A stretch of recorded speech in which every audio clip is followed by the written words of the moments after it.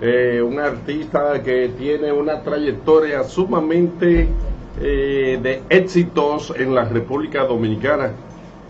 Y nosotros nos complacemos en la tarde de hoy con tener con nosotros en el Bombazo los viernes, como el que nosotros damos la bienvenida a Freddy Gerardo, el Cuchillo. Bienvenido, Freddy, un placer tenerte aquí en este Bombazo de los viernes. ¿Cómo te sientes?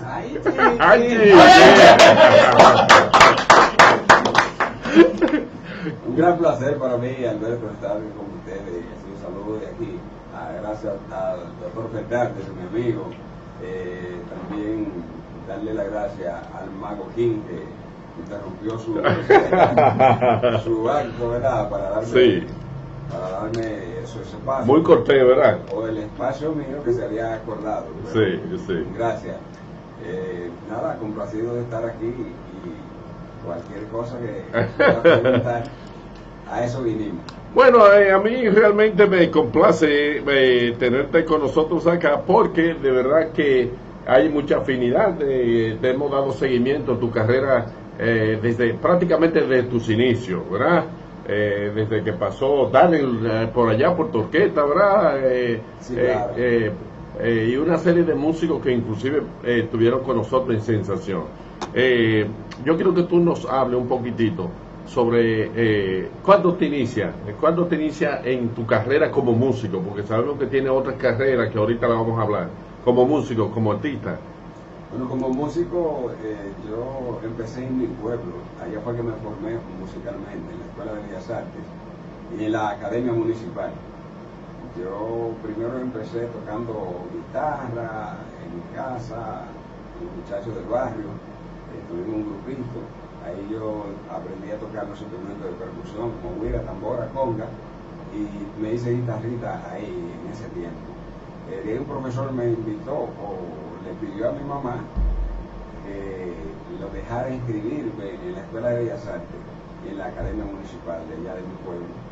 Y ahí entonces aprendí música clásica, lectura musical, armonía, entre piano, aprendí a tocar piano, clarinete, flauta y otros instrumentos. ¿Y cuánto te pagaban? ¿Cuánto era el salario que tú devengabas ahí? No, porque ahí en el momento era estudiante. Luego que sí, aprendí a tocar clarinete, entré a la banda de música municipal.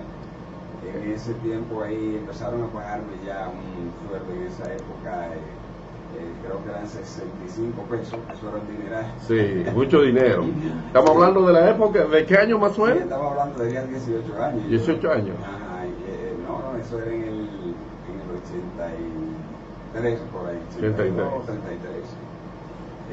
Después llegué a ser profesor de música y ya ahí sí ganaba los sueldos y tuve una orquesta ya en San Juan de la Maguana con los mismos muchachos del barrio que empezamos muchachitos, y ahí ya yo estaba produciendo dinero, pero claro, a nivel de amateur. Sí. Los grupos de los pueblos en esa época eran Copibán y yo tenía la mía allá. Pero luego vine de Santo Domingo a trabajar como pianista en la orquesta del Hotel Napolitano. Ahí tuve un tiempo y desde ahí yo salí a la orquesta de Richie Ricardo, el Natural. ¿Qué tú hacías ahí con Richie?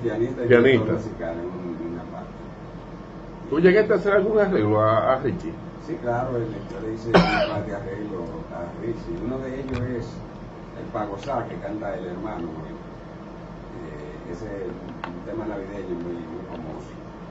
Pero dirigí a la orquesta y nada, tuve un buen tiempo con él. De ahí de Richie Ricardo yo pasé a la banda de Sergio Hernández, de Marqués. De Sergio Hernández tuve un tiempo con el Zafiro, Carlos Manuel también. ¿El pianista también? Sí, como pianista. ¿Antes de Dari Dari? ¿Antes de? De Dari Dari, no, después. Después de Dari. Ya al final, sí, ya cuando, previo a que el Zafiro se marchara a radicarse a Estados Unidos. Bueno, el último viaje que él dio, yo viajé con el Zafiro a Estados Unidos. Porque ahí porque él se quedó, se radicó allá y yo volví para mi tierra. ¿Qué causó que Freddy no se quedara en Estados Unidos como otros tantos artistas que se quedaron ahí cuando vieron como, no sé si ya en ese momento el merengue venía de picada, pero cuando muchos artistas vieron que el merengue venía de picada, se salvaron el pellejo, pensaron ellos por allá. Bueno, ¿qué te digo yo? Porque era visa de trabajo que yo tenía, no era residencia, y yo nunca me vi como viviendo ilegal en un sitio. Yo entendía que estaba violando la ley, me quedaba con una visa vencida. Por eso yo nunca me quedé. Si me iba tenía que ser legal. Entonces por eso yo vine, y cuando vine entonces empecé a tocar con Ruby Pérez. Con Ruby Pérez. Ruby Pérez. ¿Cómo era el trato de Ruby con relación a ustedes, los músicos? No, Ruby era un caballero, y conmigo yo era un privilegiado. Ruby, yo diría que yo era la niña bonita de Ruby Pérez en ese grupo. ¿A qué tú le achacas ese aprecio tan especial? Bueno, no sabría decirte, pero sí, porque quien iba a salir a tocar con Ruby Pérez era Sonio Valle, era que le dirigía el grupo. Entonces, Sonio Valle, por cuestión de tiempo, no pudo como salir en el proyecto porque él tenía mucho trabajo como arreglista. Entonces no iba a poder asumir los dos compromisos. Y ahí fue que buscaron un pianista. Según me cuentan, habían ya probado algunos, y el Sony no estaba conforme con lo que iba. Pero cuando yo fui, a Sony le gustó mucho, le encantó. Le dijo: Ruby, no busque más que ese. Y a partir de ahí, Ruby me puso el hijo de Sonio Valle. Fue por eso. Y siempre, en la fiesta, siempre Ruby, recuerdo que mencionaba mucho, y decía: el hijo de Sonio Valle. Sí. Yo pensaba que realmente ella era hijo de Sonio Valle, pero fue de ahí que salió cuando Sonio le dijo a Ruby: no busque más que ese. Sí. Freddy, el estilo tuyo, que a su vez es sumamente distinto, diferente a todos los demás merengueros de aquí del país, porque tú creíste primero en Dios, luego en ti, y luego en un tipo de merengue, si se quiere decir, un poco fraseado, relajado, cherchoso, que en una época en la que tú saliste, bueno, teníamos ahí intérpretes, por ejemplo, para mencionarte uno, un Henry García, teníamos ahí a este muchacho de orquesta joven. Sí, lo que pasa es que el merengue, recuérdate que tiene muchas especies. Sí. Está el merengue, ahora se volvió hasta modernamente el que le dicen merengue de mambo. Sí. Pero estaba el estilo del merengue tranquilo que tocaba Rafael Solano, sí, que era un tipo de merengue tradicional. Después vinieron Johnny Ventura, Cuco Baló, Cheche Abreu, es decir, que ya era un merengue más movido, y incluso en esa línea. En el caso mío, yo decidí hacer una línea de humor, porque si analiza las canciones mías, los merengues míos, todos tienen una carga de humor y doble sentido. Sí. Pero un doble sentido que nunca llega a dañar, a la vulgaridad descarada, sino trabajado. O sea, sí. Es decir, que una línea así de humor y doble sentido. En cuanto a lo musical, bueno, pues tiene mi sello, sí, tiene mi sello, puesto que uno, como músico, como arreglista, uno crea su sello hasta sin proponerse. Entonces, ¿cuál fue el primer merengue que tú grabaste? ¿Fue Dame del Pollito? No. ¿Cuál fue el primer merengue? No, yo hice una producción musical primero con una disquera, con Carmen Mercado, la disquera de Carmen Mercado. Sí. Ahí yo grabé unos cuantos temas, que ese no sonó aquí, excepto un tema que se llama Reto al Saxofón. Ese sonó internacionalmente, lo trabajaron, pero no se conoció aquí. En esa producción, esa fue la primera producción, ahí habían otros temas, pero donde está el pollito fue mi segunda producción, que fue con otra disquera, con Alegro Producer, sí, que fue la que me lanzó, diría yo, la que se encargó de... Eso es de Johnny Montaño. De mi carrera, sí, de Montaño. ¿A qué tú o sea, cómo vemos, cuál es la visión tuya con relación a ventaja o desventaja de que las disqueras en la República Dominicana hayan desaparecido? No, porque la disquera desaparecieron cuando llegó el asunto de la piratería. La piratería fue que lesionó fuertemente la industria del disco aquí en República Dominicana. Ahí fue donde las disqueras empezaron a desaparecer. Sí. De aquí. Es decir, que una vez los empresarios dijeron, primero decidieron como invertir menos, por eso eligieron a los grupos de bachata, era mucho más económico producir la bachata, y así fue como se fue abandonando el merengue. Uno de los factores, entre tantos, que contribuyeron para que el merengue no fuera tan rentable como en otro tiempo. Sí. Es eso, que el merengue era muy caro en todos los aspectos, era caro de producir, caro de ejecutar, hasta para viajar tú tenías que comprar una cantidad de tickets o pasajes enormes, más habitaciones en los hoteles. Entonces los empresarios, tanto los disqueros como los que llevaban a los grupos de gira, sacaron cuenta y calcularon que le era más económico, le convenía más. Y tú ves bien, o sea, ¿cómo es un beneficio de que hay orquestas, por ejemplo, que hacen su gira, pero nada más parten con el coro, pianista y bajista, y que allá le ensamblan, entonces los demás músicos les sale más económico? Esa fue una práctica que empezó por ahí, ya empezando cuando entró el 2000. Ahí una práctica que fueron los empresarios de Estados Unidos que calcularon que para poder obtener un margen mayor de beneficio tenían que hacerlo así, porque si se llevaban la orquesta completa de aquí, entre pasajes, hotel, como que no cubría, entonces no valía la pena. Sí. Eso eran sus argumentos, y tiene lógica.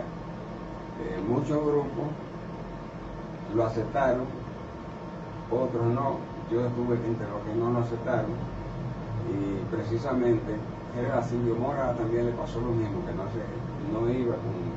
aceptaba ese negocio, quería ir con su música, y por eso somos quizás los que menos viajaron. Silvio Mora duró muchísimo sin viajar hasta los otros días, y yo dejaron de llevarme a gira por eso, porque yo decía que si no era con mi músico, pues yo no iba. Los que lo aceptaron, bueno, pues tuvieron un mayor beneficio, pero al día de hoy probablemente sea yo, entre los pocos que quieren, estable.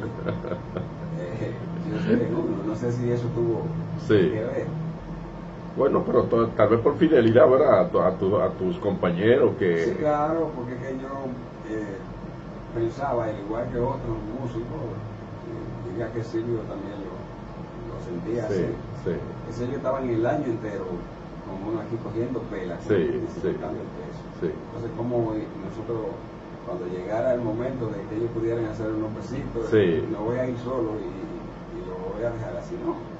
Además, sería más difícil que cuando tú vengas, esos músicos se integren encantados, ¿no? Tienen que tener algún malestar. La parte que tiene que ver con que algunos profesionales de la música como tú, el fenecido Johnny Ventura y a su vez Pochi Familia, aún haciéndose, o sea, sirviéndole su carrera musical como elemento de supervivencia económica, corran a una universidad a especializarse, a una carrera, sea de abogado en el caso tuyo, el caso de Johnny Ventura también, el caso de Pochi Familia, que lo vi en un aula junto conmigo en la Universidad de la Tercera Edad, estudiando la carrera de Derecho. ¿Qué lo motivan a ustedes? ¿Resguardarse de que si la carrera no es para siempre, la de música, la de como artista, o le pasó algún tipo de experiencia con demanda de derechos de autor que se vieron acorralados y tuvieron que ir a aprender para defenderse? ¿Qué lo motivó, especialmente a Freddy Gerardo? Bueno, yo creo que esa debería ser la regla, o sea, los artistas y los músicos deberían prepararse en más de un oficio, porque el negocio de la música siempre fue inestable. Y a mí, desde que yo entré al primer ciclo a estudiar música, los profesores me aconsejaron eso. Y la directora Hilda Cámpora, doña Molina, en San Juan de la Maguana, la música, lo que fuera músico, pero que me cuidara también de estudiar y hacer una carrera. Es decir, que yo eso lo tenía desde ahí. En mi caso particular, me motivé más porque siendo músico, yo vi en principio cuando yo ya iba a formar una familia con mi novia, la que hoy es mi esposa todavía, pues cuando iba a llenar el formulario para alquilar un apartamento, una casa, cuando yo ponía la palabra como oficio, músico. Ay, mi madre. En aquella época no se confiaba mucho, los músicos habían creado como una reputación de poca responsabilidad, y veía como cierto músico, y muchos sitios incluso no me alquilaban por eso. Quizá yo por eso me motivé a hacer una carrera, para que entonces cuando llene un formulario pudiera poner otro oficio que no fuera el de músico nada más. Entonces te inclinaste por el derecho. Sí. ¿Tú tienes tu oficina de abogado? Pero yo como quiera, sabía que tarde o temprano yo iba a estudiar, porque yo tenía ese compromiso, yo sentí ese vacío de que si no, que no me iba a quedar siendo músico nada más. Sí. Digo, no te botaron nunca de la casa de una novia, de que porque tú fuiste enamorado y te preguntaron que si trabajaba y tú dijiste, sí, yo trabajo, yo soy músico. No, siempre había su temor y cosas, pero no a ese nivel, no, porque al final me veían esta cara de muertico y me cogían pena para eso. Eso no es de nada. Sí. Freddy, yo te he visto a ti en algunos programas cantando boleros. Sí, yo hago show porque yo cuando me contratan, o sea, yo no oferto ya una orquesta tradicional como antes, con 14 músicos, porque siendo honesto, no es rentable. O sea, una orquesta ahora cuando la contratan, de hecho la mayoría de las orquestas no tienen músicos fijos, sino que lo contratan para la actividad específica. Entonces, para tú poder cuadrar 15 músicos profesionales, tienes que ensayar a veces con los que llegan nuevos que no han tocado contigo. Correcto. Un equipo de sonido, un autobús. Cuando tú sacas cuenta, es más cara la saca el chivo. Sí, claro. Entonces, yo lo que he optado por hacer una especie de show, y ahí yo mi condición de humorista la he explotado. La he utilizado. Entonces yo lo que hago es un show con una mini banda, somos como 6 personas, yo tengo 2 bailarinas, un par de músicos de percusión. Entonces yo hago un show completo, y en ese show yo canto también mi bolero, todo tipo de música, mi salsita y mi bachata, porque así es más viable y más práctico para uno tocar diferentes tipos de música. Cuando tú saliste con tu orquesta por primera vez ya contratado a nivel de ya como orquesta profesional, ¿de cuánto ascendió tu primer contrato?